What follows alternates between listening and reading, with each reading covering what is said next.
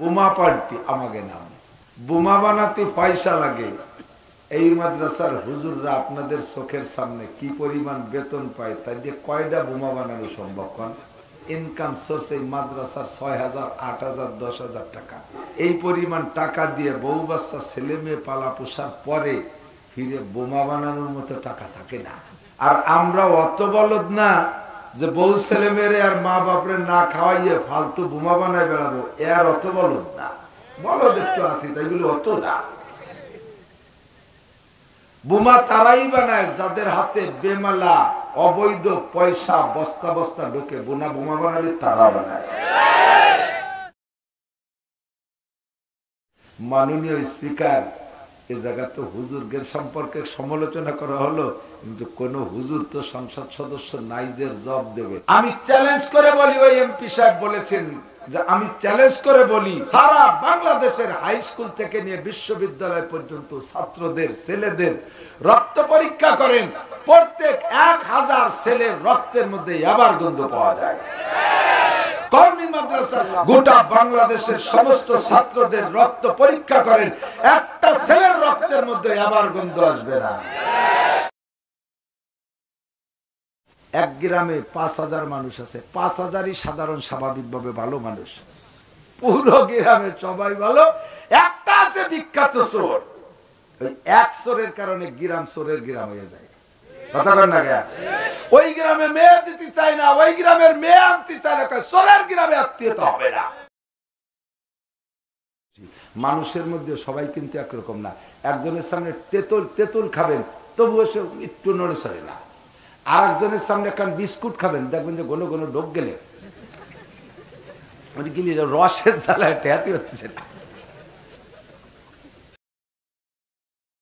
ইতিমধ্যে ব্যবসা মহিলা, প্রস্কটারের মহিলা, নাইট ক্লাবের মহিলা এখান দিয়ে যায়, কুকুরের দুর্গতি দেখে সে বুঝতে পারছে কুকুরটা পানি পান করবে, কিন্তু পাশে কোনো বালতি নাই, রশি নাই, কি দিয়ে তারে পানি বের করে খাওয়াবে। নিজের পায়ে ছিল চামড়ার মোজা, গায়ে ছিল ওড়না। মাওলানা নাসিরউদ্দিন সাহেবুদ্দিন দামাত বারাকাতুহুল আলিয়া, শাইখুল হাদিস ও মুহতামিম সুলতান শাহী সুলতান উলুম মাদ্রাসা গোপালগঞ্জ। এছাড়া হুজুর একাধিক মাদ্রাসা শাইখুল হাদিস এবং একাধিক মাদ্রাসার মুহতামিম এবং প্রতিষ্ঠাতা, এগুলো আমরা জানি। আল্লাহ পাক হুজুরের জান মাল হায়াতের মধ্যে আল্লাহ পাক বরকত দান করুন, আমিন। আলহামদুলিল্লাহ আলহামদুলিল্লাহ নাহমাদুহু ওয়া নাস্তাঈনুহু ওয়া নাস্তাগফিরুহু ওয়া নু'মিনু বিহি ওয়া নাতাওয়াক্কালু আলাইহি ওয়া না'উযু বিল্লাহি মিন শুরুরি আনফুসিনা ওয়া সাইয়্যাতি আ'মালিনা।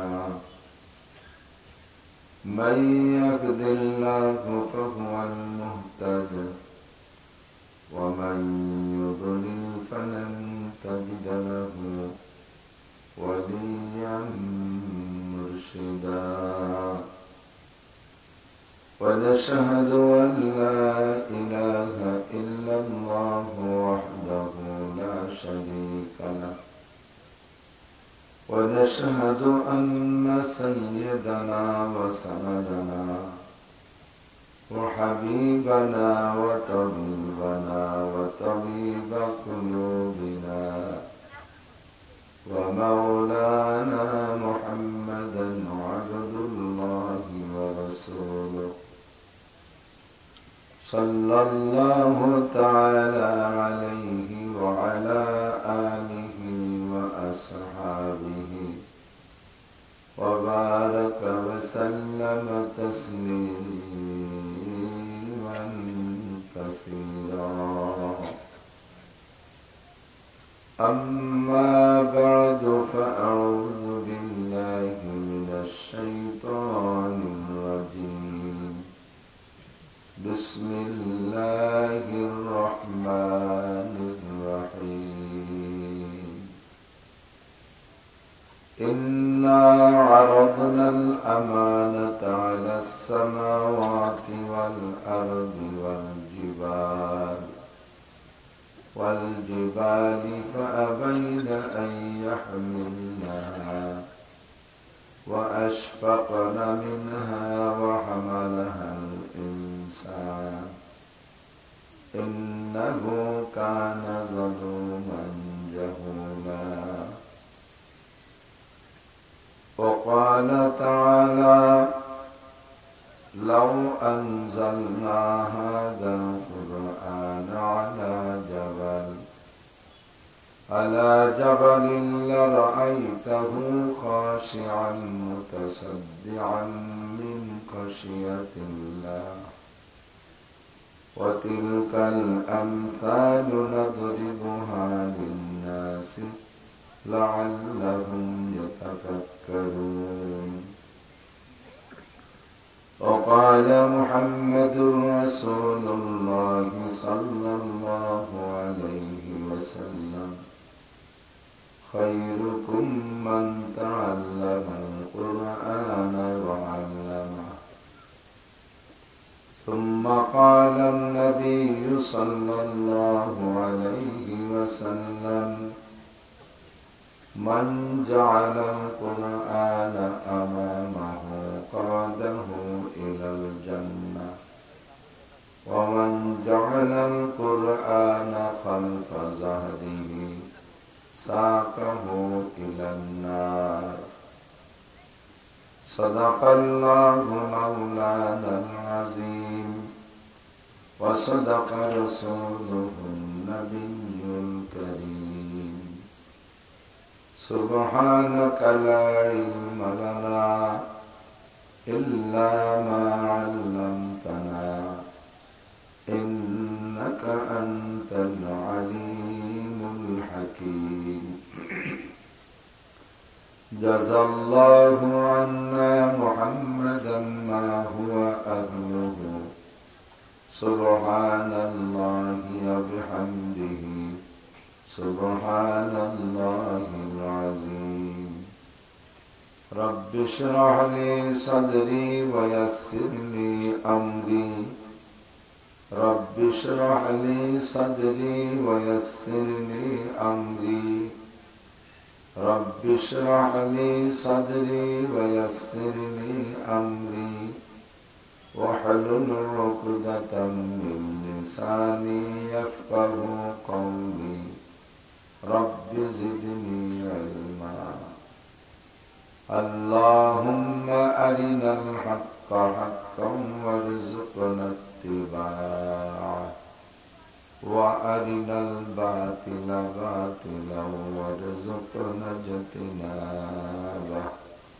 সকলে বলি আমিন আমিন একটু দরুদ শরীফ পড়ে নিই আল্লাহুম্মা সাল্লি আলা মুহাম্মাদিন ওয়া আলা আলি মুহাম্মাদ কামা সাল্লাইতা আলা ইব্রাহিম ওয়া আলা আলি ইব্রাহিম ইন্নাকা হামিদুম মাজিদ আল্লাহুম্মা বারিক আলা মুহাম্মাদ وعلى آل محمد كما باركت على إبراهيم وعلى آل إبراهيم إنك حميد مجيد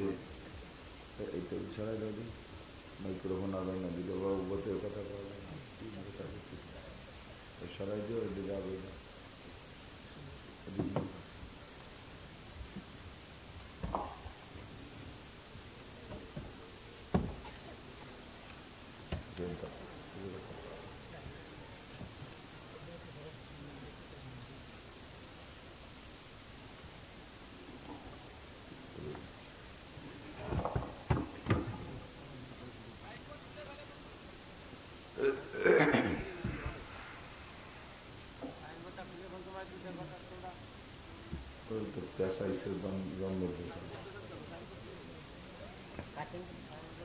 tak সমস্যা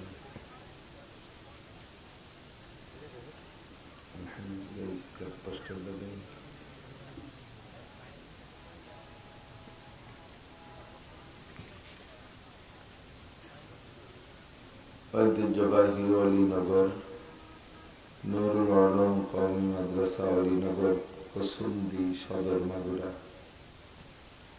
উদ্যোগে আয়োজিত পঞ্চম বার্ষিক ওয়াজ মাহফিল, অধ্যকার মাহফিলের সম্মানিত সভাপতি, মাদ্রাসার সুযোগ্য সুদক্ষ মোহতামিম সাহেব হুজুর,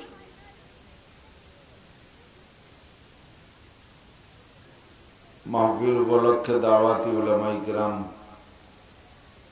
মাদ্রাসার শিক্ষক বৃন্দ, অঞ্চলের অন্যান্য উলামায়ে কিরাম, বিভিন্ন মসজিদ থেকে আগত আইম্মায়ে মাসাজিদ, মাদ্রাসার পেয়ারে আজিজাম তোলাবা, প্রাণপ্রিয় দেশবাসী এবং পর্দার আড়ালে বসে থাকা মা ও বোনেরা,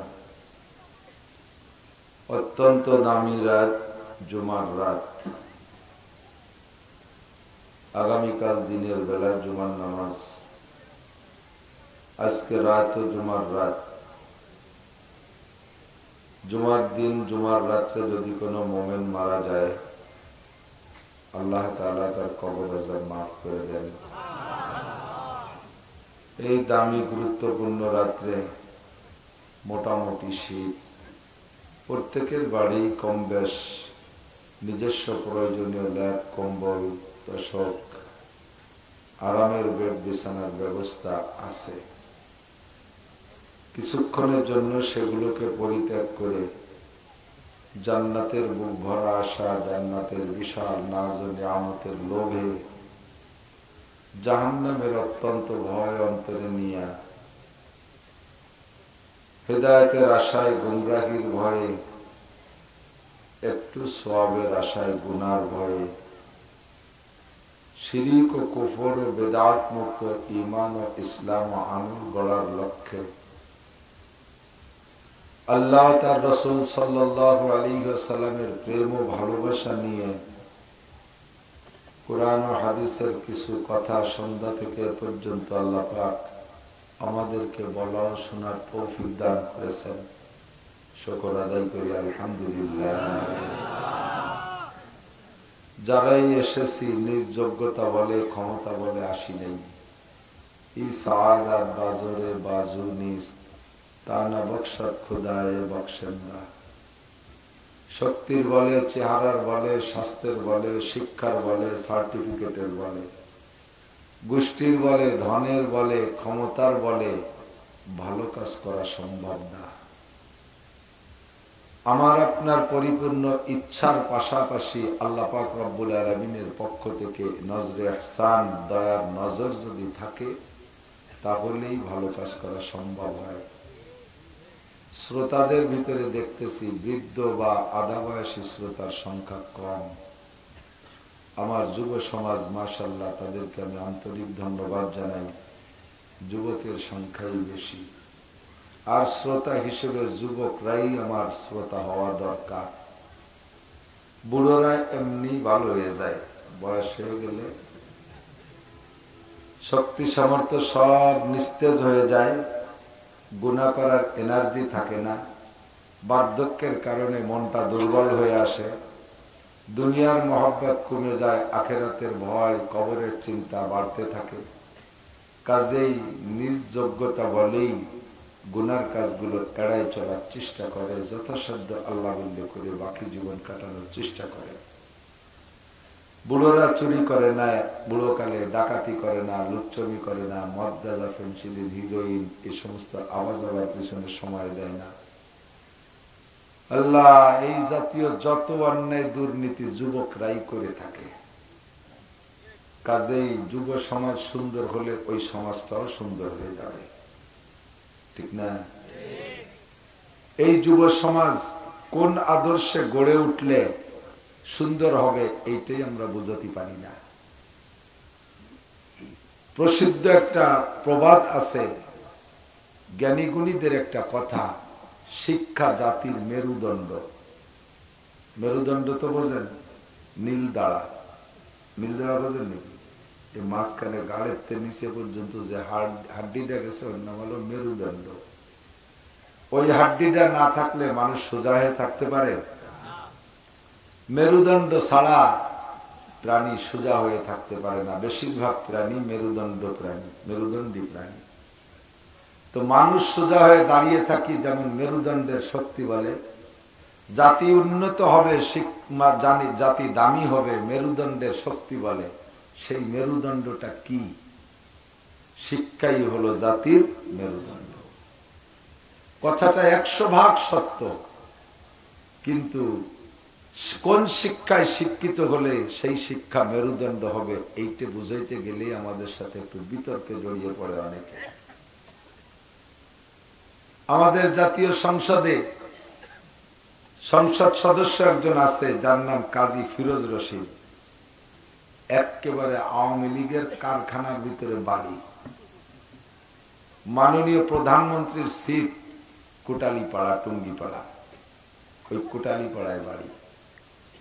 আমাদের বাংলাদেশের এক ভদ্রলোক এমপি, অভদ্র আমি বলবো না, অভদ্র এমপি হলো কি, ভদ্রলোক এমপি 2-3 বছর আগে আহমদ শফি সাহ হুজুর রহমতুল্লাহ আলাইহিকে ব্যঙ্গ করে, ঠাট্টা করে, আলেম ওলামাদেরকে ক্রিটিসাইজ করে, উপহাস করে উনি বলতেছিলেন হুজুররা তেতুল হুজুর। আহমদ শফি সাহ হুজুর রহমতুল্লাহ আলাইহি নারী পুরুষের পর্দা জরুরি কেন এই কথা বুঝাইতে যাই একটা উদাহরণে বলেছিলেন। তেতুল শব্দ ব্যবহার করে আমি সেদিকে আলোচনা বাড়াবো না। তো সেইটাকে কেন্দ্র করে আমাদের ওই এমপি মহোদয় আহমদ শফি সাহেবের নাম রাখছে তেতুল হুজুর। আল্লাহ আমাদের উলামায়ে কিরামদেরকে রাজাকার, মৌলবাদ, তালেবান, জঙ্গি, লাদেন গ্রুপ এত উপাধি দিয়েছে। ফেতনাবাজ, গেঞ্জামিয়ে, বোমা পাল্টি আমাকে নাম।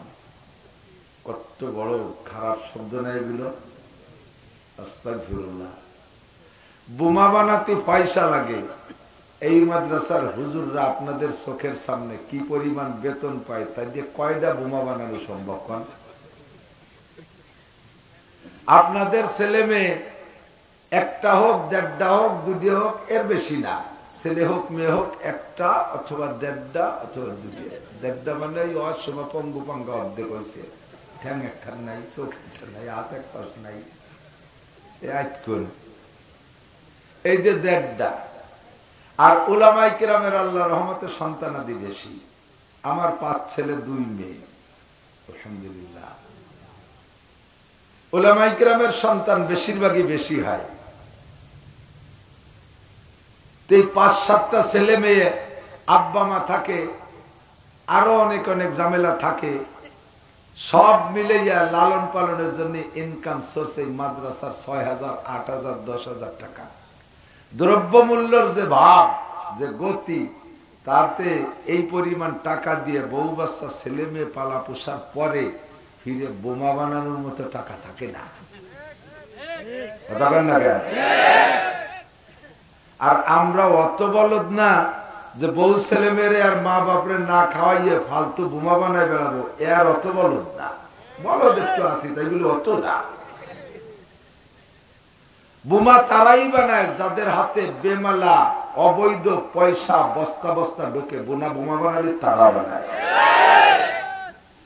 এই বলে আমাদের গালি দিলে সাথে সাথে জাতীয় সংসদ সদস্য কাজী ফিরোজ রশিদ সাহেব দাঁড়িয়ে বললেন, মাননীয় স্পিকার, এ জায়গা তো হুজুরদের সম্পর্কে সমালোচনা করা হলো, কিন্তু কোন হুজুর তো সংসদ সদস্য নাই যে জবাব দেবে। তা আমি একটু জবাব দেই।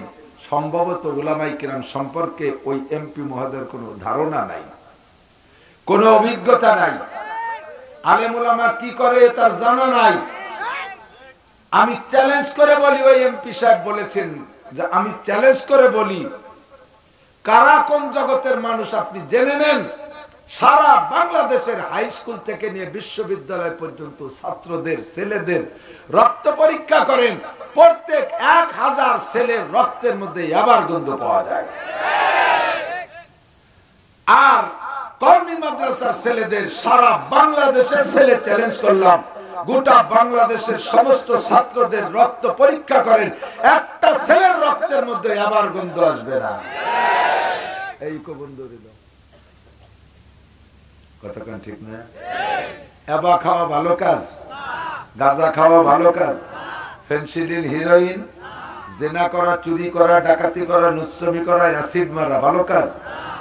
রাস্তায় দাঁড়াইয়া রশি টানাইয়া মোটরসাইকেল কাড়ার একটা ছিনতাই করার একটা সিস্টেম আছে না? দেখা এই রাস্তায় দাঁড়াইয়া রশি টানাইয়া মোটরসাইকেল আটকাইয়া কাড়িয়ে নেয় একে হাটহাজারির হুজুররা, এই কসুন্দি মাদ্রাসার, এই অলিনগরের হুজুররা, পটিয়ার হুজুররা গাছ কেটে ফেলাইয়া প্রাইভেট কার ডাকাতি করে। আমারও একবার করছে, এই মাগুরাতে যাওয়ার পথে নড়ালির রাস্তায় সে গাছ কেটে ফেলায় গাড়ি ঠেয়াইয়ে 17,000 টাকা ছিল তাই নিয়ে গেছে, মোবাইলটাও নিয়ে গেছে।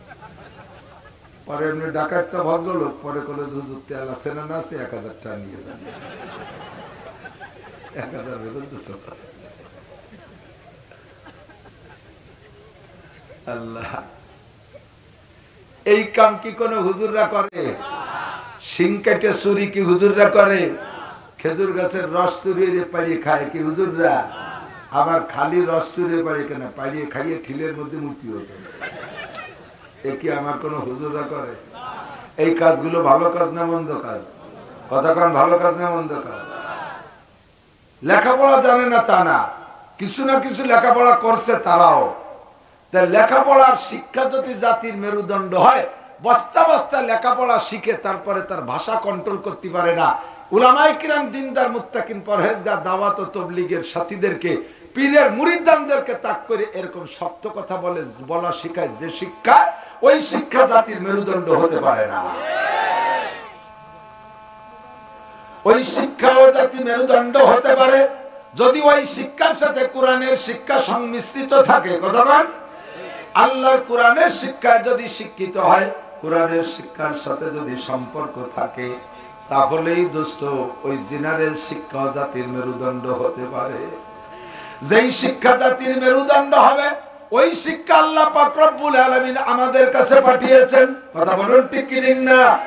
ওই শিক্ষায় শিক্ষিত যে হয়, তাদের চেহারা দেখলে বোঝা যায় সীমাহুম ফি উজুহিহিম মিন আসারিস সুজুদ। সিজদা করনেওয়ালা নামাজি মানুষের চেহারা দেখলেও তা বোঝা যায় কি যায় না? কালো মিসমিসে দাইপো কালা, আমাদের দিকে দাইপো কালা। এই দাইপো কালো যদি হয়, তাহলে ওই লোকটা 40 দিন নামাজ পড়লে রেগুলার জামাতের সাথে, দেখবেন তার কালো চেহারার ভিতরে একটা নুরানি ফোকাস আসছে, চেহারার ভিতরে একটা আলাদা লাবণ্যতা, চেহারার ভিতরে নম্রতা, কথার মধ্যে নম্রতা, চাল চলনের ভিতরে ভদ্রতা। নামাজের কারণে কোরআনের ছোঁয়ায় আল্লাহ তাআলা তার চেহারার মধ্যে ফুটাই ওঠে। উজ্জ্বল ফুটফুটে ফর্সা চাঁদের মতো দেখতে, কিন্তু সে যদি কুফরি কালাম বলে, সে যদি ইসলামকে না মানে, সে যদি নামাজ না পড়ে, সে যদি বড় বড় কবিরা গুনাহ করে, তার এই ফর্সা চেহারার মধ্যেও এক প্রকার কুফরির কালো মেঘাচ্ছন্ন ছায়া ভেসে ওঠে। ঠিক কিনা? আল্লাহ পাক এই আদর্শ শিক্ষার জন্য আমাদের জন্য একটা কোর্স পাঠাইছে। এটা মন গড়া হলে হবে না। আল্লাহ সেই কোর্সটা হলো আল কোরআনের কোর্স। কিসের কোর্স? কোরআনের কোর্স। কোরআন শরীফ শুধু আমাদের কাছে নামাজের মধ্যে তিলাওয়াতের জন্য আসে নাই। কোরআন শরীফ শুধু আমাদের বিপদ আপদে বাইরে গেলে এক খতম মানিয়ে দেব, আমরা মানি না। বিপদে পড়লে আল্লাহ তুমি আমার বিপদ থেকে উদ্ধার হলো, তোমার এক খতম কোরআন শরীফ পড়িয়ে দেবো। আল্লাহরও লোভ আছে, আল্লাহ বিপদ থেকে উদ্ধারের দেয়। আল্লাহ কয় যে কোনোভাবে বলিস নিয়ে, একভাবে তো পড়। এই পড়ানোর জন্য আল্লাহ তাআলা বিপদ থেকে উদ্ধার করে। তো তাবিজ বেচার জন্য কোরআন শরীফ আসে নাই, শুধু নামাজে তারাবিতে পড়ার জন্য কোরআন শরীফ আসে নাই, শুধু আমার বিপদ আপদ উদ্ধারের জন্য এইভাবে মান্নত সান্নত করিয়া বিপদ থেকে উদ্ধার হবে এজন্য কোরআন শরীফ আসে নাই। কোরআন শরীফ পাঠিয়েছেন আল্লাহ পাক হুদাল্লিল মুত্তাকিন, মুত্তাকিন ও পরহেজগারদের হিদায়াতের জন্য, রাহবারি করার জন্য কোরআন শরীফ আসছে। শাহরু রমাদানাল্লাযী উনজিলা ফীহিল কুরআন হুদাল লিন-নাসি ওয়া বায়্যিনাতিন মিনাল হুদা ওয়াল ফুরকান। কিয়ামত পর্যন্ত যত মানুষ আসবে, সমস্ত মানুষ দুই ভাগে ভাগ থাকবে। একদল থাকবে হিদায়াতের উপরে, আর একদল থাকবে গুমরাহির উপরে। এই হিদায়াতের উপরে কারা আর গুমরাহির উপরে কারা, ভালো কারা আর মন্দ কারা, এ মাপার জন্য যে মাপকাঠি, সেই মাপকাঠি হলো আল কোরআন। মানুষকে মানুষ বানানোর জন্য, মানুষকে জান্নাতি মানুষ বানানোর জন্য, যেই জায়গা থেকে আমরা আসছি সেই জায়গা আবার যাওয়ার জন্য, রাহবারি করতে জন্য যেই গাইডলাইন লাগবে, সেই গাইডলাইন হলো কোরআন। আমাদের বাপের বাড়িও জান্নাত, আমাদের মায়ের বাড়িও জান্নাত, তথা আমাদের সকলের মূল বাড়ি কোন জায়গা?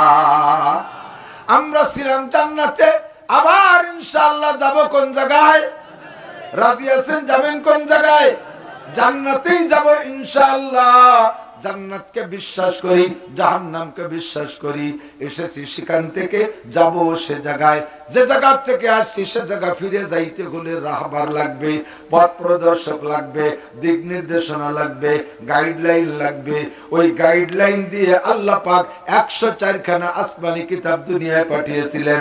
একে একে 103 খান চলে গেছে, রানিং আছে, চলমান বর্তমানে যেটা প্রয়োজনীয়, কিয়ামত পর্যন্ত তার প্রয়োজনীয় ঠিক থাকবে। লা তাবদীলা লিকালিমাতিল্লাহ, এমন ভাবে আল্লাহর কোরআনকে আল্লাহ সাজিয়ে পাঠিয়েছেন। যত বড় জ্ঞানী গুণী বিজ্ঞানী আইসুক না কেন, আল্লাহর কোরআনের ভিতরে কোন জায়গা লোকমা দেওয়ার ক্ষমতা রাখবে না।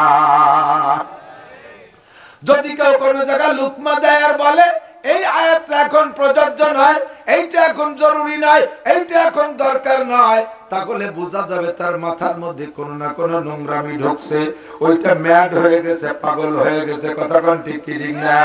ওরে পাবনা পাগলা গারদে পাঠাইলেও সুস্থ হবে না।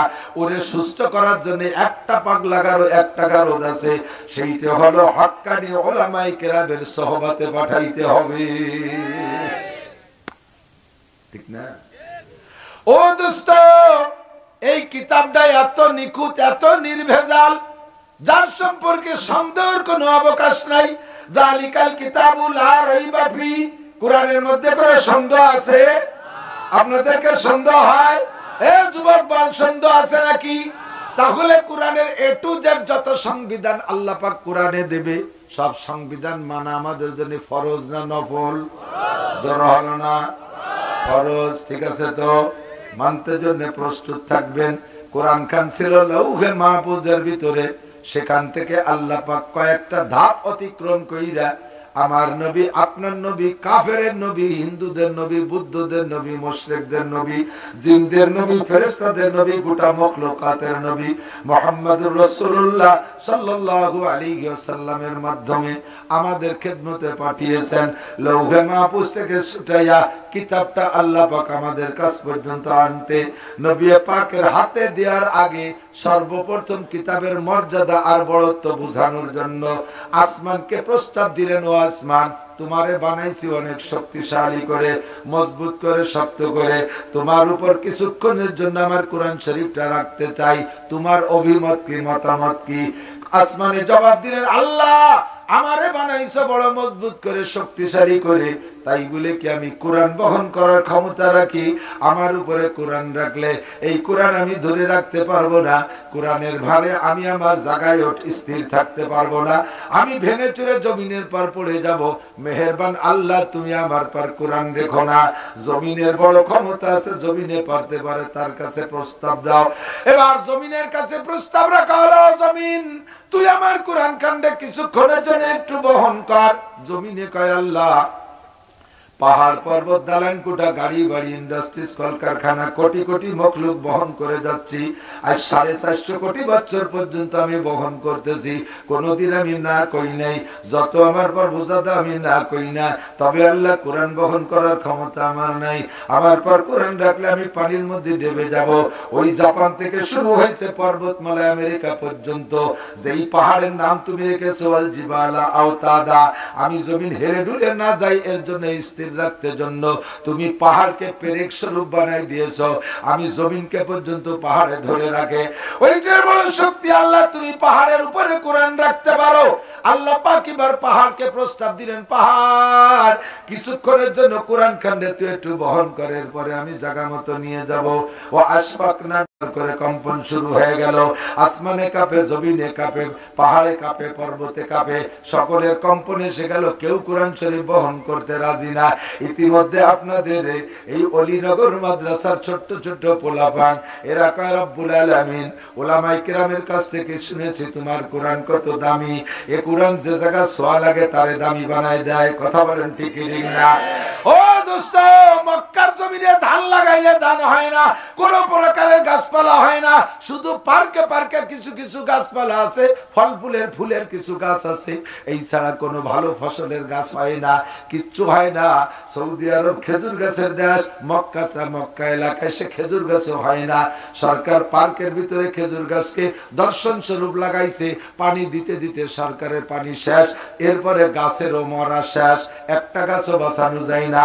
এত অনুর্বর জায়গায় আল্লাহর কোরআন নাজিল হওয়ার কারণে মক্কার এই অনুর্বর মাটিকে আল্লাহ কত দামি বানাইছে। মক্কা শহরের 1 ফুট জায়গা কিনতে এখন 1 ফুট স্বর্ণ লাগে, এত দাম। সারা দুনিয়ার কাফের মুশরিক, হিন্দু বৌদ্ধ মুসলিম অমুসলিম সকলের নজর মক্কার দিকে। বিশ্বের যে প্রান্তে যেখানে যে খাদ্য সামগ্রী আগে তৈরি হোক না কেন, যে খাদ্য শস্য তৈরি হোক, নিজেরা খাক আর না খাক, ইব্রাহিম আলাইহিস সালামের দোয়া কবুল হইয়াছে। আল্লাহ রাব্বুল আলামিন তুমি এই কওমকে রব্বি জাআল হাদাল বালাদা আমিনা ওয়ারযুক আহলাহু মিনাস সামারাত জমমন্না সালেম। আল্লাহ এই শহরকে নিরাপদ শহর বানাও, এর ভিতরে যদি কোনো সন্ত্রাস, কোনো ত্রাস করা ভয় ভীতি না ঢোকে, আর এখানে যারা বসবাস করবে কিয়ামত পর্যন্ত দুনিয়ায় যত ফল আছে এ জায়গায় একটা ফলও ফলবে না, সারা দুনিয়া সব ফল তুমি এলাকার মানুষকে খাওয়াইও। ও দোস্ত, মক্কায় যাবেন, বাংলাদেশের 1 নম্বর ধানের চাউল পাবেন, লক্ষ্মী দিকে চাউল পাবেন, দিকে ধানের চাউল পাবেন, আউশ ধানের চাউল পাবেন, বাসমতি পাবেন, বাসমতি চিকুন চাল পাবেন, পাকিস্তানি বাসমতি পাবেন। বিশ্বের যে প্রান্তে যত ভালো ফল আছে সব ফল মক্কা শহরে আছে। ইব্রাহিম আলাইহিস সালামের দোয়া ও জায়গা কবুল হয়েছে, এত দামি হয়েছে কোরআন নাজিল হওয়ার কারণে। একটা একটা করে কথা মনে রাখবেন শোনালো কি, মদিনার নাম ছিল ইয়াসরিব, খালি খেজুর বাগান আর খেজুর বাগান। যতদিন নবী মদিনায় যায় নাই ইয়াসরিব ছিল নাম। নবী কোরআন নিয়ে মদিনায় যাওয়ার পরে কোরআন নাজিল হওয়া শুরু হলো, এরপরে ইয়াসরিবের নাম হইছে মদিনা শরীফ, সোনার মদিনা। সারা দুনিয়ার মুসলমান মদিনার পাগল, কত দামি হইছে কোরআনের ছোঁয়ায়। রব্বুল আলামিন গারে হেরা জাবালে নূর, হে মুসলমান আমার দিক তাকাও, গারে হেরা জাবালে নূর, নূর পাহাড় নামে একটা পাহাড়, যেই পাহাড়ের গুহার ভিতরে গারে হেরা তার নাম। ওই জায়গা নবী পাক 40 দিন চিল্লা করেছিলেন। ওখানে থাকা অবস্থায় কোরআন শরীফ নাজিল হলো মাত্র 5টা আয়াত। কয় আয়াত? ইকরা বিসমি রাব্বিকাল্লাযী খালাক, খালাকাল ইনসানা মিন আলাক, ইকরা ওয়া রাব্বুকাল আকরাম আল্লাযী আল্লামা বিল কলম আল্লামাল ইনসানা মা লাম ইয়ালাম। 5টা আয়াত নাজিল হইছে গারে হেরায়। এই গারে হেরার নাম হয়ে গেছে জাবালে নূর, হেরা গুহা। এত দামি, এত দামি, এত সম্মান তার। সারা পৃথিবী থেকে মুসলমান যারা হজে যায়, উমরায় যায়, আর কোন জায়গা দেখুক আর না দেখুক, একটা নজর গারে হেরারে দেখতে যায়। মাত্র 5টা আয়াত নাজিল হওয়ার কারণে যদি পাহাড় এত দামি হতে পারে। আল্লাহু আকবার। রেহাল কাটের উপরে কোরআন শরীফ রাখে, রেহাল কাট চুমো খাওয়ার যোগ্য হয়ে যায়। কথা বলেন ঠিক কি ঠিক না?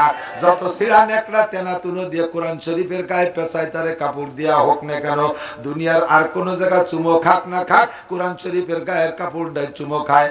রব্বুল আলামিন এই কোরআন দিনের সাথে ছোঁয়া লাগছে, দিনের দাম হয়ে গেছে।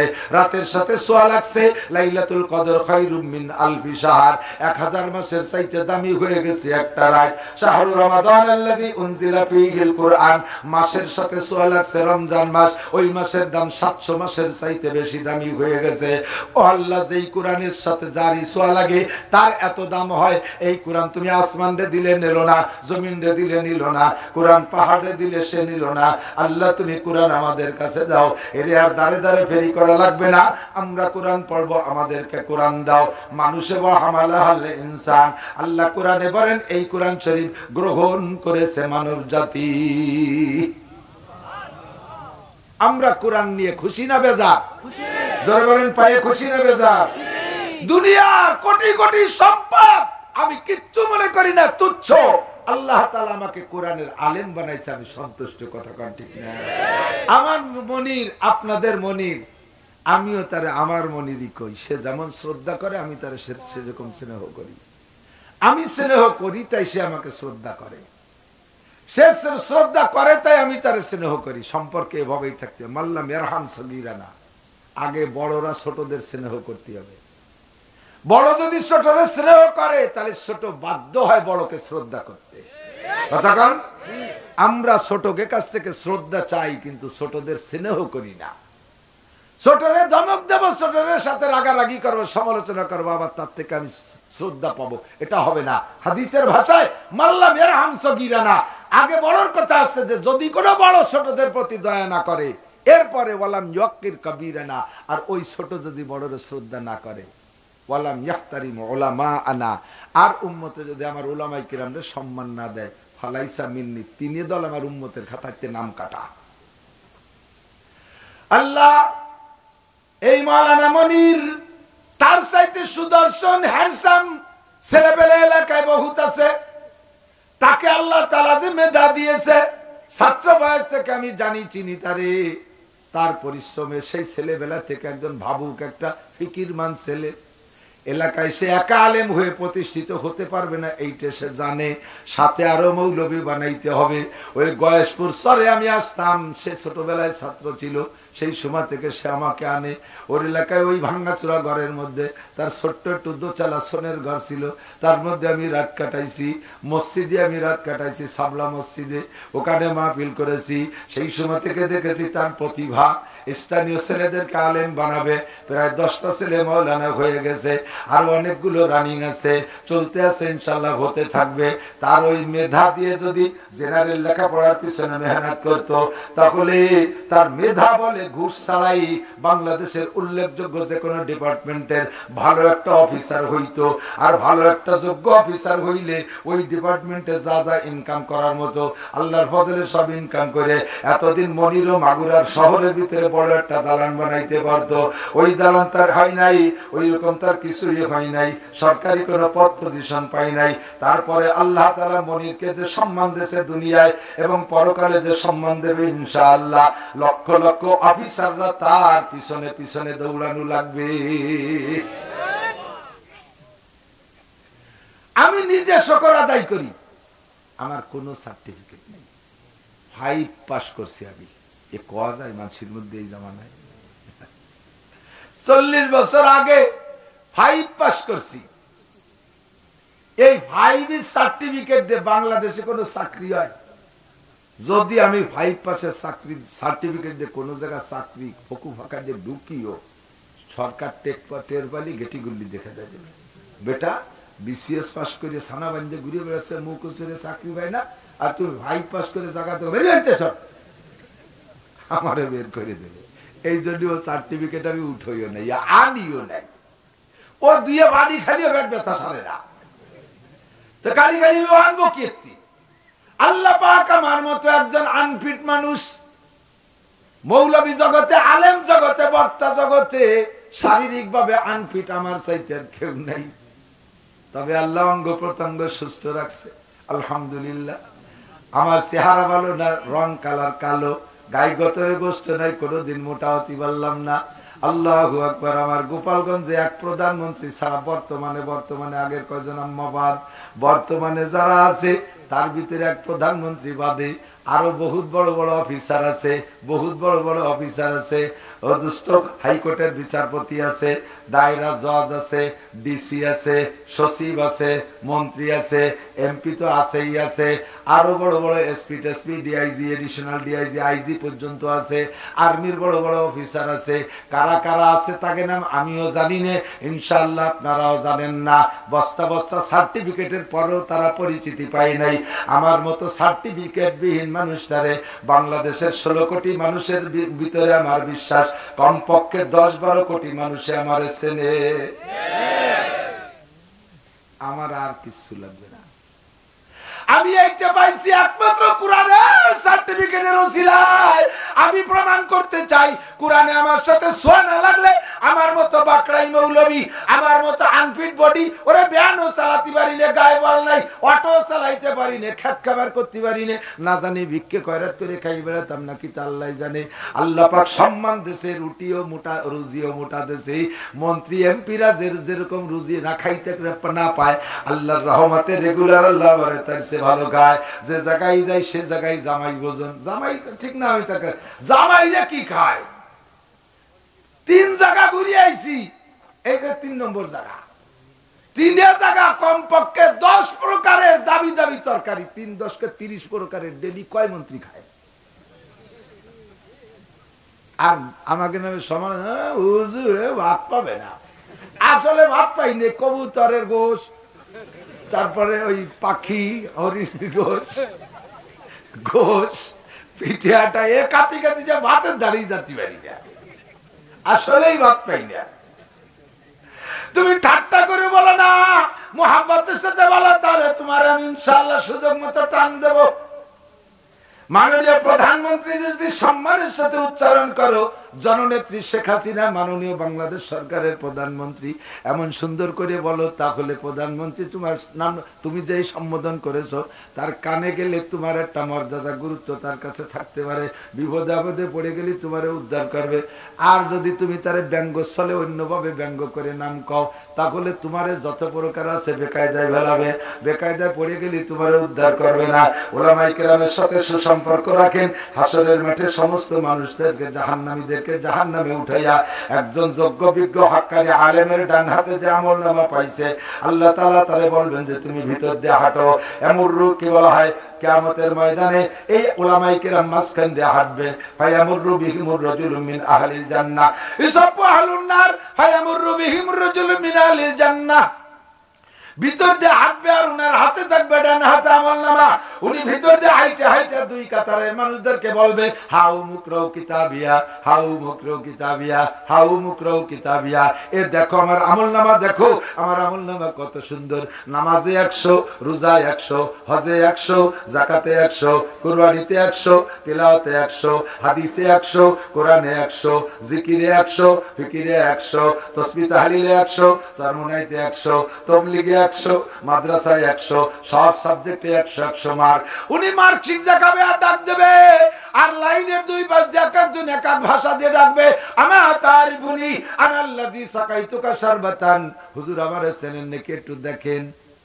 হুজুর তাকায় দেখবে, সিনার মতো চেহারা না, দুনিয়ায় যে চেহারা দেখে গেছে তা নাই, পুড়িয়ে শ্মশানের কাঠির মতো হয়ে গেছে, গায়ে বড় বড় ভালটা তৈরি গেছে, ভাগ হয়ে গেছে। যে সরের পলি, সর তো বাড়ির ধারে আসার লাগে, সরের পলি মাটি কিছুদিন পরে টান লাগলে যখন একটু টান খায়, রস কমে আসে, বড় বড় ভাকা হয়ে যায় না, গায়ের মধ্যে বড় বড় ভাকা, তার ভিতরে আবার মোটা মোটা গজরা পোক, চেহারা পোড়া খাঁটির মতো হয়ে গেছে, কয়লা। চিনতে পারতে না রে, তোর তো চিনি নি, মানে তোর বাড়ি কোয়ানে, আনাল্লাযী সাকাইতুকা শারবাতান। হুজুর বিপদের সময় তো কেউ চেনবে না, চেনার মতো মুখ নাই তো হুজুর। আমি সেই ব্যক্তি, আপনি আমাদের এলাকায় গেলে পানি খাওয়াইছিলাম, মনে পড়ে? পানি তো কতজন খাওয়ালো, তুই কোনজন? কয় যে হুজুর প্রথম টিউবওয়েলের এনে দিলাম, সেটা আপনি খাতে পারেন আয়রন, পরে যে বোতল এনে দিলাম না, মনে আছে নান্টুর দোকানেতে, মানে এর দাগ হইতে নম্বর করতে থাকে যাতে চেনে। ও তুই সেই লোক, তাই এরম হয়ে গেছিস কে? হুজুর 2000 কোটি বছর পড়ছি, আসি যে টিকে, এইটাই তো বড় কথা। দেন দিচ্ছি না যায় তা আয় দিকায়, তুই আমার পানি খাইছিলি, আয় দিকায়। 2টি শব্দ হাদিসের মধ্যে আসছে। এবার আর একজন দেখবে, আমা তারিফুনি, আমারে চেনেন হুজুর? না তোরে চিনি না। কানাল্লাযী ওয়াহাবতু লাকা উযুয়া, আমি আপনার জন্য ওযুর পানি আগাই দিছিলাম, তা আমারে ওযুর পানি দিয়ে তুই জাহান্নামে পড়লি কা? হুজুর আপনারে পানি দিয়ে আমি নামাজ না পড়ে বিড়ি খাতি খাতি চলে গেছিল, মরছি তো ওই জায়গায়। আনাল্লাযী ওয়াহাবতু লাকা উযুয়া, আমি আপনার ওযুর পানি দিয়েছিলাম, আয় তোরে চিনি। এমন করে যার সাথে যা আছে, হাদিসে 2 শব্দ আছে, সেই দূরে তরজমা কইলাম। যার কাছে যতটুকু আছে উলামায়ে কেরামের সাথে সম্পর্ক রাখার, ততটুক দিয়ে আপনি দোহাই দেবেন। এরপরে বলবে অনেকরে চিনবে, অনেকরে চিনবে না। আল্লাহর কাছে বলবে, আল্লাহ এত মানুষ আমি চিনে রাখতে পারি নাই, ওরা তো আমার একারে বলেছে কি করতে পারি। তুমি যখন জাহান্নাম থেকে বের করে কাতার দেছো, আমারে তুমি লজ্জা দিও না, আমি এ জায়গায় এদের কি খেদমত করতে পারি। পরিষ্কার হাদিসে আসছে ফাইসপাউলাকুম ফাইদখালুকুমুল জান্নাহ, আল্লাহ পাক বলবেন তুমি যারে চেনো তোমাকে যে চেনে, তুমি যাকে চেনো তোমাকে যে চেনে, তুমি চেনো না কিন্তু তোমারে চেনে। উভয় গ্রুপ সম্পর্কে সুপারিশ করো, তোমার সুপারিশ ক্রমে সবাইকে মাফ করে দেওয়া হবে।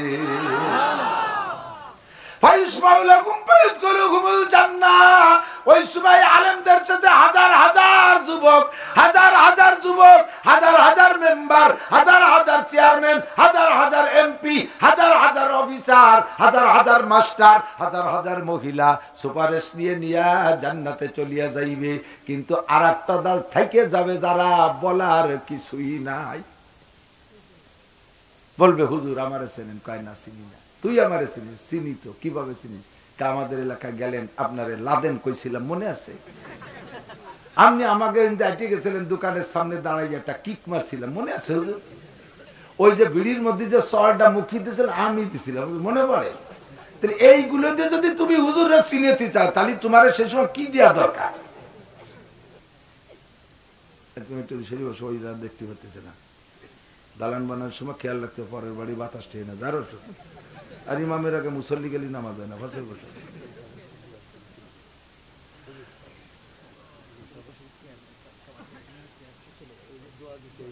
জি আমি দোয়া করবেন ইনশাআল্লাহ।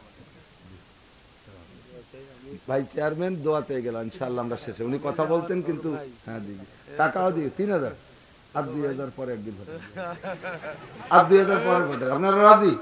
হ্যাঁ জি জি আজ নগদের 3000। জি জি আমি দোয়া করি আলহামদুলিল্লাহ,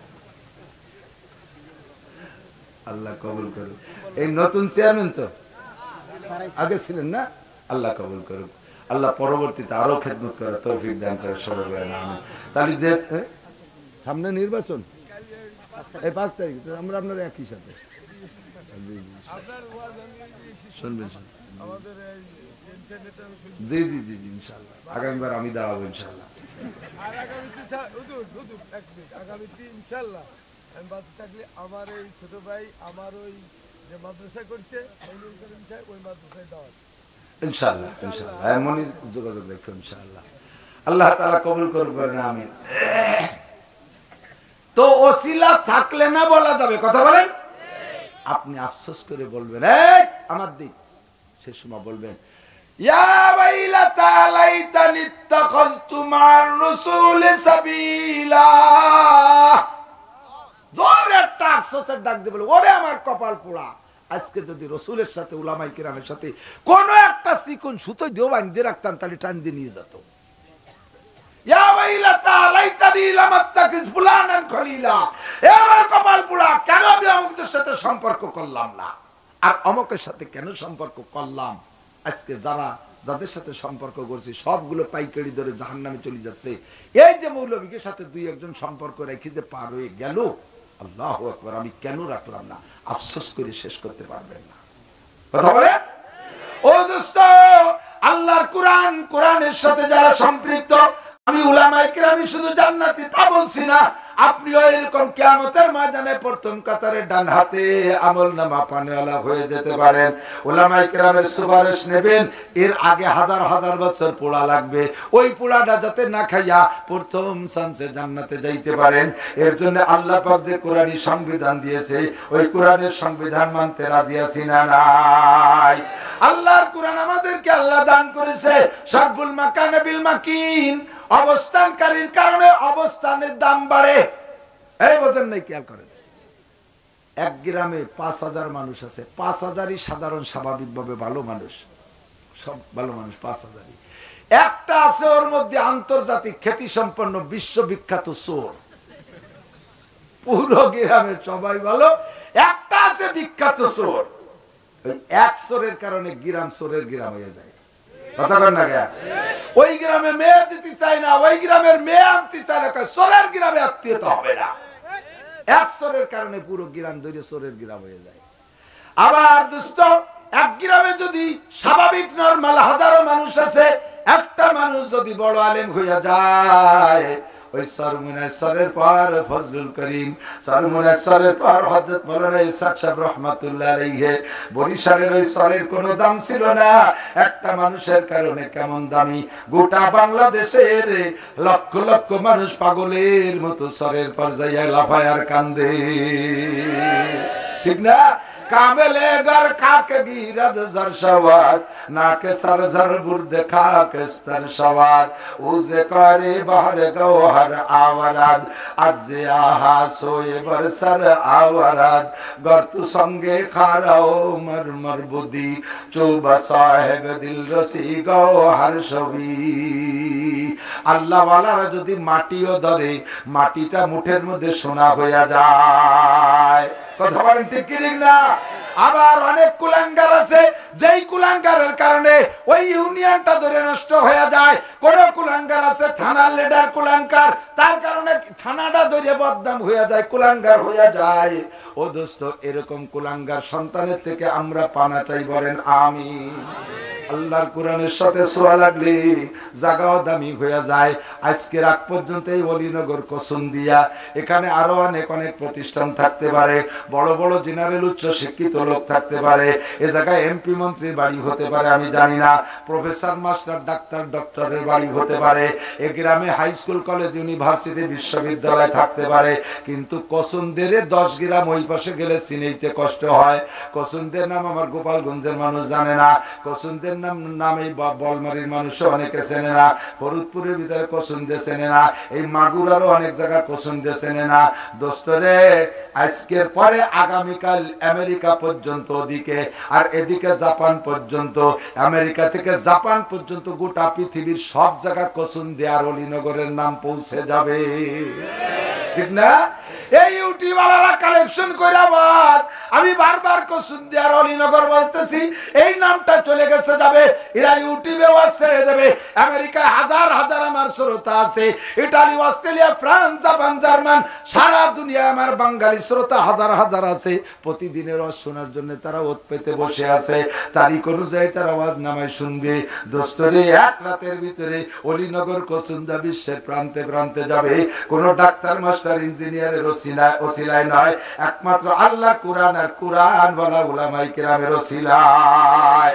আল্লাহু নূরুস সামাওয়াতি ওয়াল আরদ মাসালু নূরিহি কামিশকাতিন ফিহা মিসবাহ। আমার আল্লাহ আসমান জমিন ভরা নূর, আর আল্লাহর কালাম নূর। এই কোরআন শরীফ নূর মানে আলো, এই আলোর মূলটা যে জায়গা থাকে চতুর্দিক আলো সেখান থেকে ছড়িয়ে পড়ে। আল্লাহর রহমতে আমি চ্যালেঞ্জ করে বলবো, আল্লাহ যদি বাঁচায় রাখে, ছোটরা থাকবেন, তোমরা দেখবা শোনালো কি, আগামী 20 বছরের ভিতরে এই কসুন্দিয়া অলিনগর এলাকায় ঘরে ঘরে 1-1 করে কওমি আলেম পয়দা হয়ে যাবে ইনশাআল্লাহ। আপনারা রাজি আছেন না সন্তান দিতে? কে কে রাজি আছেন? নারায়ে তাকবীর। আল কোরআনের আলো, কোরআন হাদিসের আলো, উলামায়ে কিরামের আলো, নারায়ে তাকবীর। ও দোস্ত, হাত নামান। আমরা দূর থেকে এসে বছরে একবার 2 ঘন্টা ওয়াজ করে আপনাদের হিট করে রেখে যাই, গরম দিয়ে যাই। যে পরিমাণ গরম করি তার চেয়ে বাড়ি গেলে ঠান্ডা হয়ে যায় বেশি। কথা কন? চুলোর মাটি, অনেক বাড়ি 50 বছরের চুলো আছে, আছে না? দাদারা মইলে চুলো, একই চুলো রান্না হচ্ছে। এখন তো চুলোই বাদ হয়ে যাচ্ছে, সব rice cooker, pressure cooker, gas light. গ্যাসে কাতি কাতি গ্যাসের রান্না খাইতে খাইতে পেয়াটো গ্যাস সিলিন্ডার হয়ে যাচ্ছে। চুলোই রান্ধে খালি যে মনে হয় এত তাড়াতাড়ি গ্যাস হতো না, লাকড়ির আগুনের বরকত আলাদা, ঠিক না? তো 50 বছরের চুলোর আগুন আছে, ওর ভিতরে ডেলি 3 বেলা আগুন জ্বালানো হয়, মাটি পোড়া খায়। কিন্তু তারপর ওই যে ভিতরের লাকড়িরে নাড়াচাড়া করে দেয়, যেটা আমাদের ওদিকে খেটুনি, খুসানি, ঠিক আছে নাকি?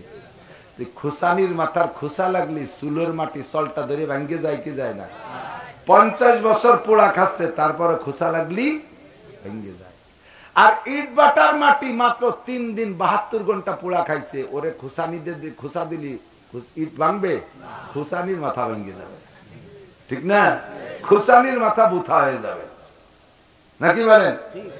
আমি এখান থেকে ওয়াজ করে ছেড়ে দেব, গরম বানাই দিছি মোটামুটি। বাড়ি যাওয়ার পরে এই বাড়ি বহুত কিছু আছে, কোল্ড স্টোর আছে, ফ্রিজ আছে, এসি আছে, ল্যাংটা মাইয়া, ল্যাংটা বিটার বউ, ল্যাংটা ভাবি সাহ, ল্যাংটা আর একজন, এ অর্ধউলাঙ্গিনী, টেলিভিশন, ফেসবুক, ইউটিউব, এগুলো চতুর্পাশ দিয়ে আছে। এরা আপনি যার সাথে সাথে এমন ভাবে ঠান্ডা সেক দেবে, যেটুক গরম হয়ে গেছেন তার চেয়ে জুড়ে যাবেন বেশি। এবার অবিরাম লাগাতার কেন পড়ে জুড়ে যায়?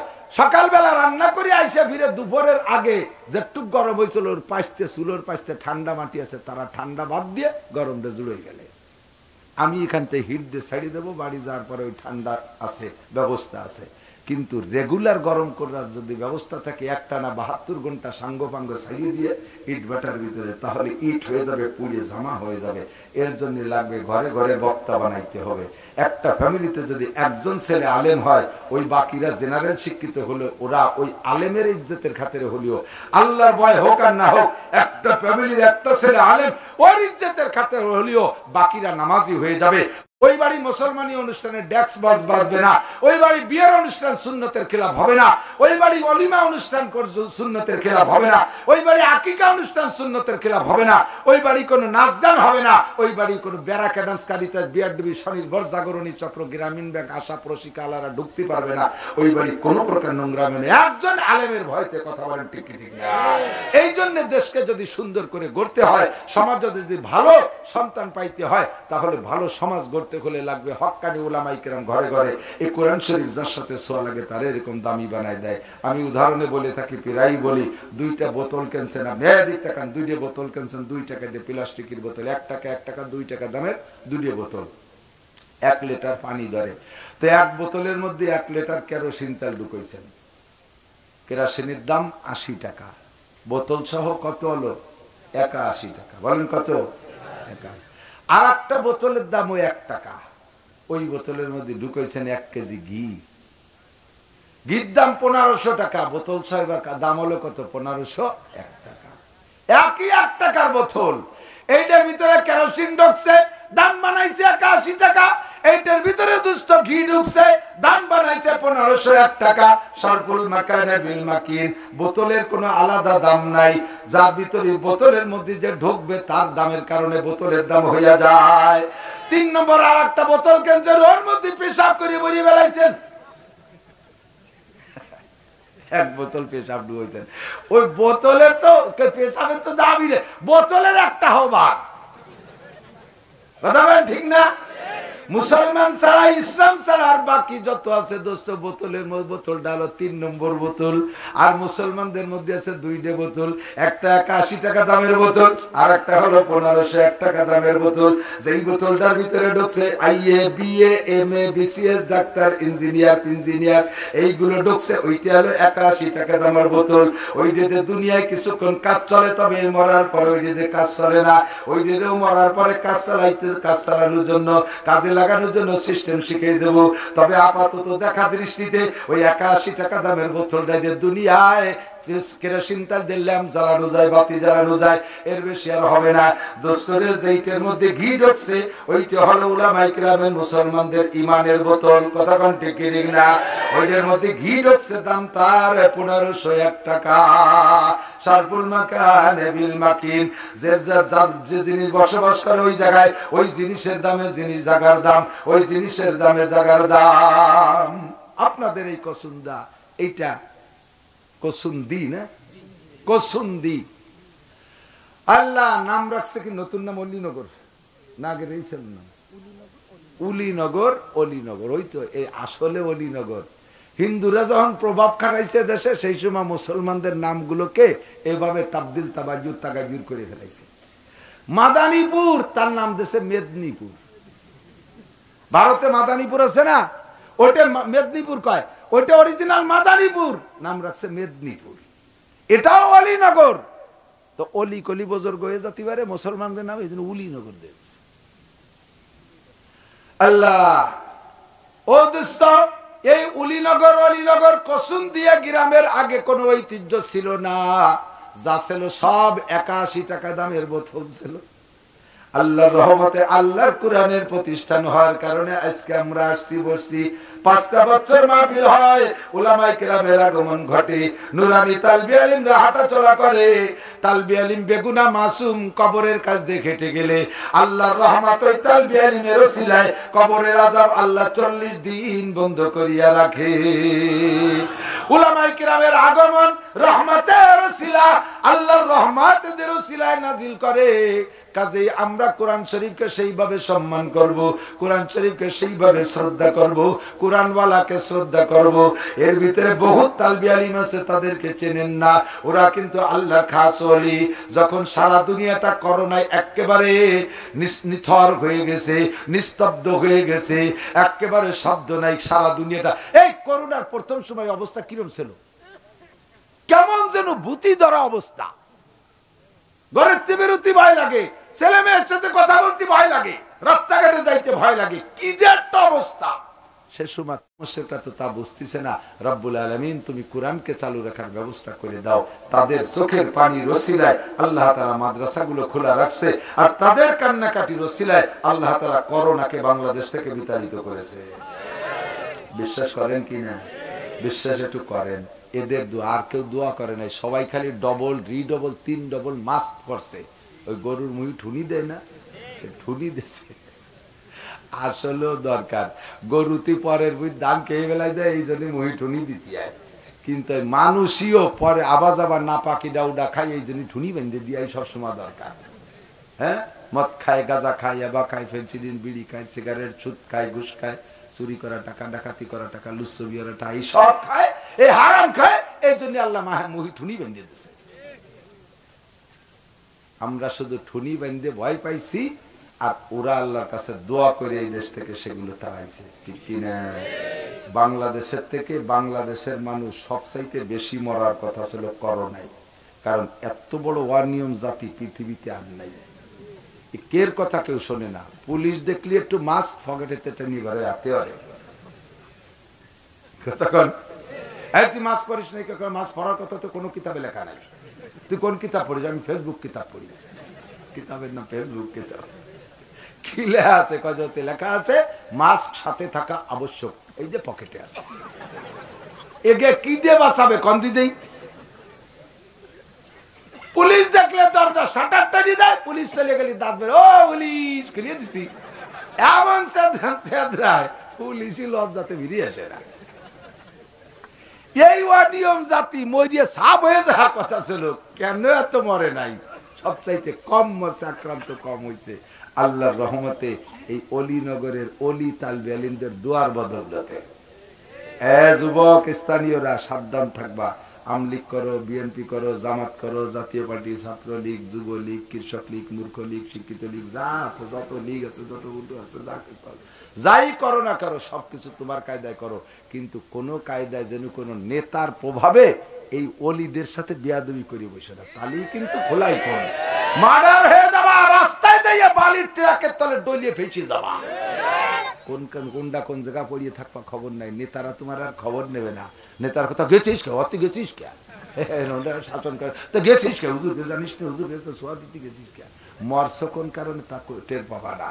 এর একটার সাথে বিয়াদবি করবা না। রাস্তাঘাটে গেছে, ছোট তালবি আলিম মুখে দিলে থাপ্পড় দিছ, প্রতিশোধ নিতে পারে নাই। ও প্রতিশোধ নেওয়ার জন্য শেষ রাত্রি 2 রাকাত পড়ে মালিকের কাছে টেলিফোন করছে, উপরে টেলিফোন করছে, রব্বুল আলামিন আমি আসছি দূর থেকে ফরিদপুর, আমার বাড়ি, আমি এতিম, আমার আব্বা নাই, আমার ভাই নাই, আমার প্রতিশোধ নেওয়ার কেউ নাই।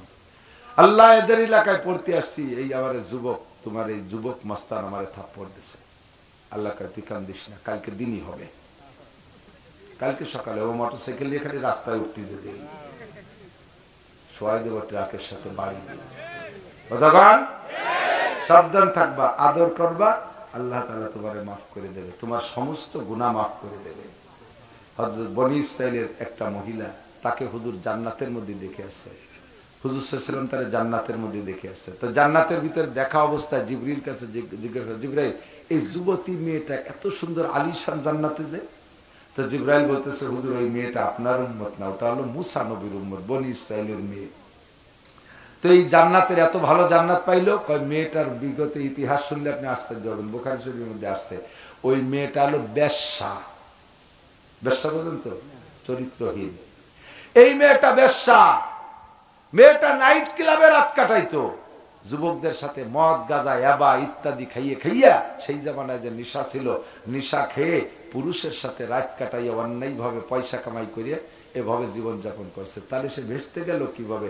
কয় হুজুর একদিন সারা রাতে আকাম কুকাম কইরা সকালবেলা বেলা 10টা 11টা 12টার দিক বেরোইছে ওখান থেকে, আড্ডা থেকে যাওয়ার পথে মরুভূমির ভিতরে একটা ইন্দারা কূপ, ওই কূপের পাশে গিয়ে দেখে যে একটা কুকুর পানির জ্বালায় জিব্বে বেরোইয়া এমলাসে পানি আছে নিচে, দেখে লাভ দিতে যায়, আবার কুকুরে বোঝে যে পড়ে পানি খেতে পারবো কিন্তু উঠে তো আসতে পারবো না, এই ভয়ে কুকুরটা লাভ দিয়ে ভিতরে পড়েও না, উপরে দাঁড়াইয়া জিব্বে বেরোইয়া কাঁদতেছে। কিন্তু কুকুরের দেখবেন দৌড়ানোর সময় জিব্বে বের করে দৌড়ায় আর টপ টপ করে জিব্বে দিয়ে পানি পড়ে, দেখছেন না ফুটা ফুটা।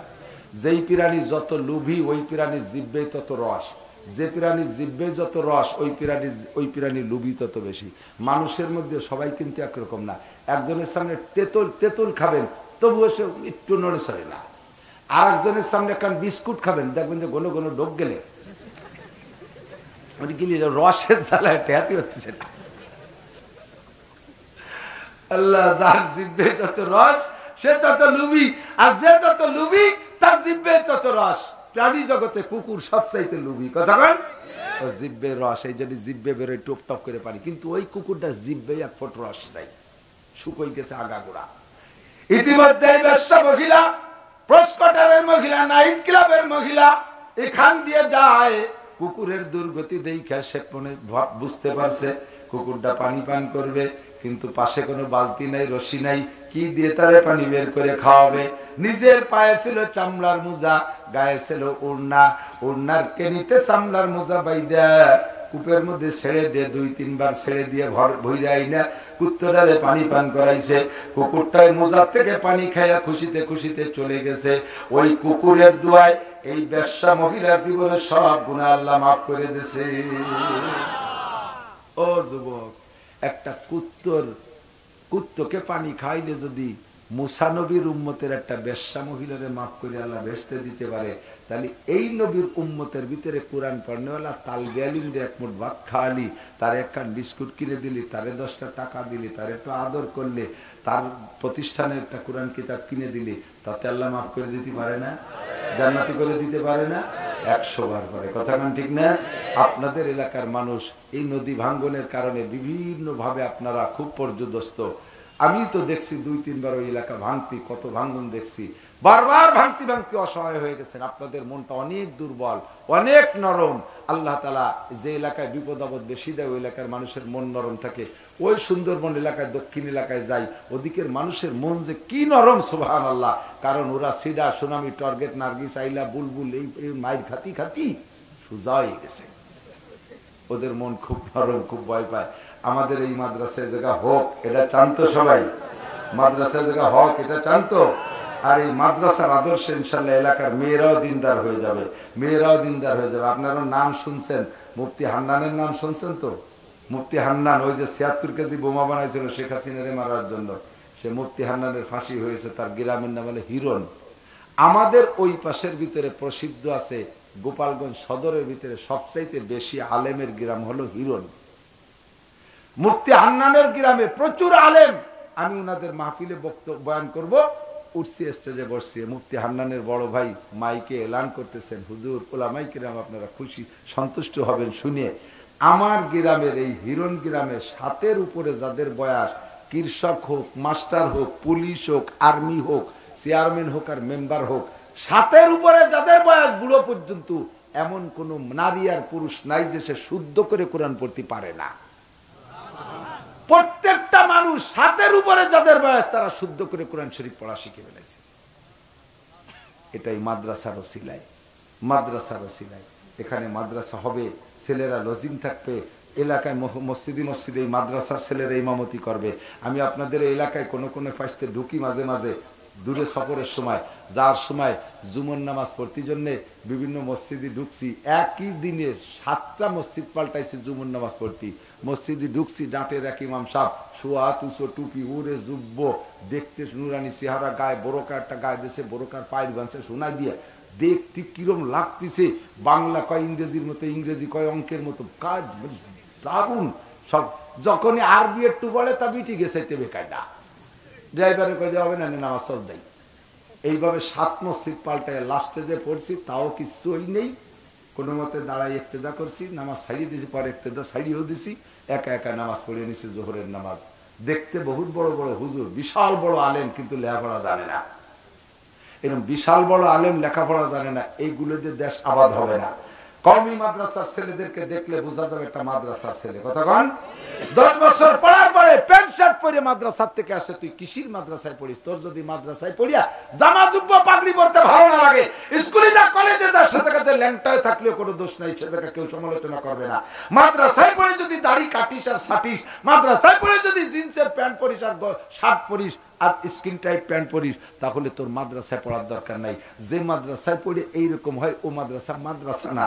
যে মাদ্রাসায় পড়ে পাগড়ি করে, যে মাদ্রাসায় পড়ে জুব্ব পরে, যে মাদ্রাসায় পড়ে দাড়ি লম্বা রাখে, যে মাদ্রাসায় পড়ে নিয়মিত নামাজ পড়ে, ওই মাদ্রাসাই মাদ্রাসা। কথা কোন ঠিক না? এর জন্য আমাদের এই কওমি মাদ্রাসা ইনশাআল্লাহ এখনো পর্যন্ত সঠিক তরিকার উপরে আছে। আপনারা কি মাদ্রাসার সাথে থাকতে রাজি আছেন? পারতেছি না, কত পারা যায়, কোদাল কোপানোর চাইতে বেশি কষ্ট, বুকের খেসা নড়ি যাচ্ছে। কারণ যে হুজুর এত মাহফিল রাহেন কা, কত টাহার দরকার, আল্লাহর কিরে টাহার জন্য মাহফিল রাহিনি, জ্বালা জ্বালায় অস্থির করে ফেলে, পায়ে ধরে বসে রয়েছে। জিনে দেখতে এক মুরব্বী গেছে, 80 বছর হবে বয়স, শীতের মধ্যে মোটর সাইকেলে আর এক মৌলবীর পিছনে বসে গেছে। 2 ঘন্টা পর্যন্ত ডায়েরি দেখছে, বাবু 1 ঘন্টা আমারে দেন। কোনোভাবে দিতে পারি না, এই বুড়ো লোকটা পোলাপানের মতো ধেই যে কান্তিছে ফুফাই ফুফাই। আমি বিদায় দিচ্ছি, তারপরে চোখ ডলে কান্তি কান্তি যাচ্ছে, নাক টেনে পানি বেলাচ্ছে, বাপ আমি আর দূরিতে আসলাম, 1 ঘন্টা পাবো না। এইরকম মানুষ যে ধরলে শেষে এনে 1 ঘন্টা ওখানে 1 ঘন্টা দিতে দিতে আমার আর শেষি কুলোচ্ছে না, মাথা টাথা ফেটে যাচ্ছে, আর পাইলে উঠতেছি না। তো মাদ্রাসার পক্ষে কারা আছেন আর বিপক্ষে কারা আছেন আমি বাছাই করে ফেলতে পারবো। আমি মুনাজাত করার আগে যে লোকটা আটা দেবে ওই লোকটাই মাদ্রাসার বিপক্ষের, আমি সবাই ডেকে দেখাবো। এই যে বিপক্ষের শত্রু কয়জন চলে যাচ্ছে, এরা ইহুদিদের পক্ষের লোক, আমি ডেকে ডেকে দেখাবো। একান্ত পেশাব যদি কে আসে, সে 1 আঙ্গুল উঁচু করবেন। পায়খানা আসলে 2 আঙ্গুল, 1 আঙ্গুল দেখলে আমি বুঝবো যে 1000 টাকা দেবে, 2 আঙ্গুল দেখালে বুঝবো 2000 টাকা দেবে। আর অল্পক্ষণের মধ্যে ইনশাআল্লাহ অসুবিধা হবে না। যদি কে হয় তাহলে আবার পেশাব সাফায় বসে থাকবে না। 1000 টাকায় কি হবে? আঙ্গুল দেখাই 1000 টাকা দিয়ে পেশাব করে আসবে, কি হবে? 1000 টাকায় কি এসে পেশাব তো করতে পারলাম। আল্লাহ তাআলা সবাইকে ভালো রাখুক, সুস্থ রাখুক, আমিন। আমি কালেকশন পারি না, মনির যেভাবে বলছে আমি কোথাও কালেকশন করতে পারি না, দিশেই পাই না। তো আল্লাহর কোরআন, আমি আল্লাহরে অভিযোগ করি, আল্লাহর কাছে অভিযোগ করি, আল্লামা ইকবালের মতো একটু শেকোয়া করি, শিকায়ত করি আল্লাহর কাছে।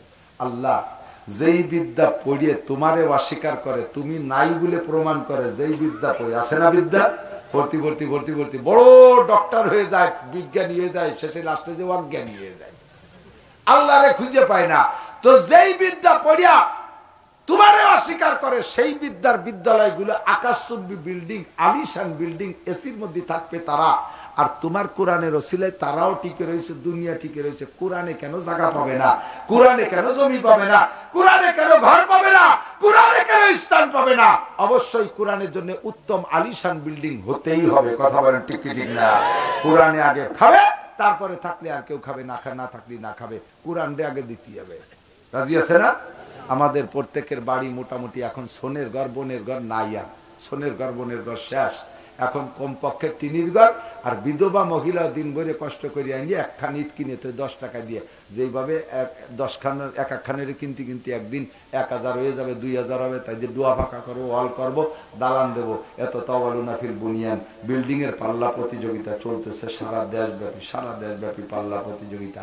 তো যার যার একার ইনকাম দিয়ে বিল্ডিং বানাচ্ছেন, এখানে আমরা কয়েক হাজার লোক আছি।